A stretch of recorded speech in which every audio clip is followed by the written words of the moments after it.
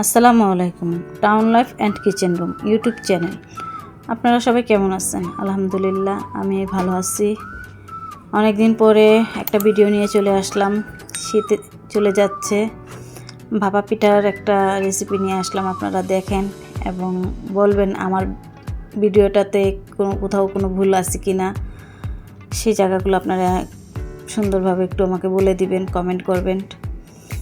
তো প্রথমে আমি 1 কেজি চালের গুঁড়া নিলাম, তার সাথে 3 চামচ গুঁড়ো দুধ দিলাম, পরিমাণ মতন লবণ দিলাম। এখন ভালো করে একটু নেড়ে নেব। একটু গরম পানি, হালকা একটু গরম পানি দিয়ে নিলাম। নাড়াচাড়ার পরে দেখবেন যে হাতের মুঠি ভাপ আসলে পরেই মনে করব যে আমরা ভাপা পিঠার যে ডোটা ওইটা হয়ে গেছে।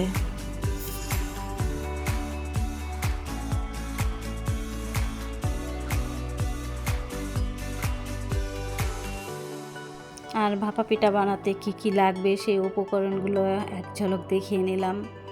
লাগবে গুড়, খেজুরের গুড়। আমার ইচ্ছে মতন আমি কিছুটা বাদাম কিশমিশ নিয়ে নিয়েছি, আর নিয়ে নিলাম নারকেল কুড়া। নারকেলটাকে ভালো করে কুড়িয়ে নিচ্ছি।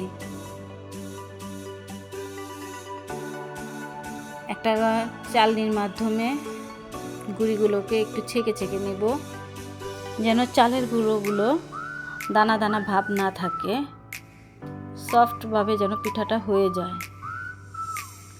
সব গুঁড়ি একসাথে ছাঁকবো।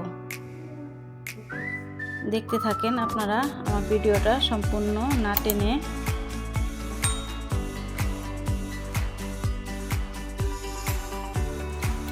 এখন আমি পিঠা বানানো শুরু করে দেব।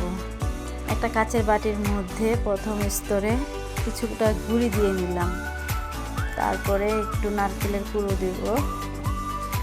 নারকেল কুড়াটা দেওয়ার পরে গুড় দিয়ে দিব।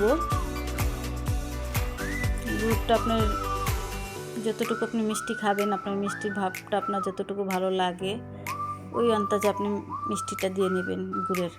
তারপরে উপরে আবার একটু নারকেলের কুড়া দিয়ে দিলাম। এরপরে আবার গুড়ি কতটুকু ছিটিয়ে দিলাম। তার সাথে এখন একটু বাদাম কিশমিশ দিয়ে একটু যেন স্বাদটা একটু বাড়ে, দেখতেও যেন ভালো লাগে, সেই মোতাবেক আমি একটু বাদাম আর কিশমিশ দিয়ে দিলাম।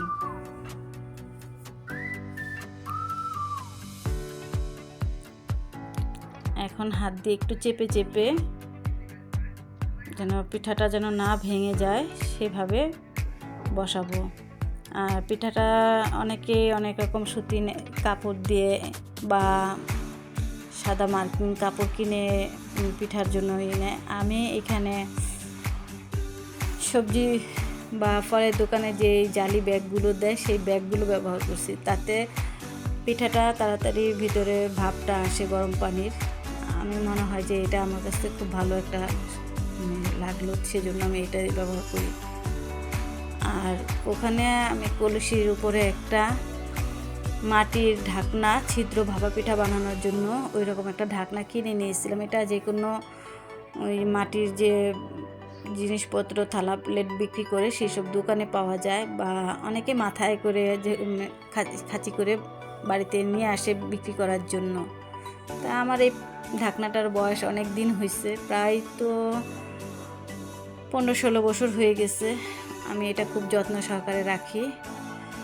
প্রতি বছরই বাচ্চাদের জন্য একটু না একটু পিঠা করার জন্য লাগে, সেজন্য কিনে রাখছি। এটা আমার অনেক যত্ন করে রাখি। কিছু জিনিস আমার ঘরে অনেক যত্নশীলভাবে থাকে।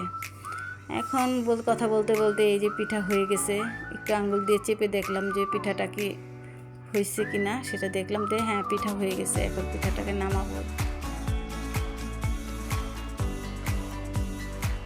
দেখেন পিঠাটা কত সুন্দর হয়েছে।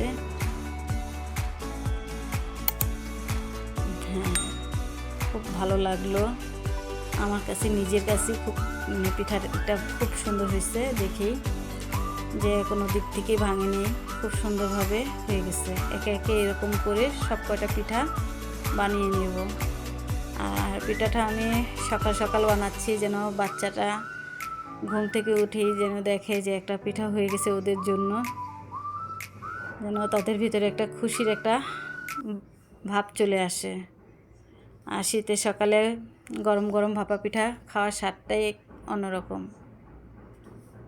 ধন্যবাদ আমার ভিডিওটা সবাই দেখার জন্য। আর যারা সাবস্ক্রাইব না করছেন তারা সাবস্ক্রাইব করে দিবেন। ভিডিওটা ভালো লাগলে লাইক কমেন্ট শেয়ার করবেন। ভালো থাকবেন আর আমাদের জন্য সবার জন্য দোয়া রইল, দোয়া করবেন।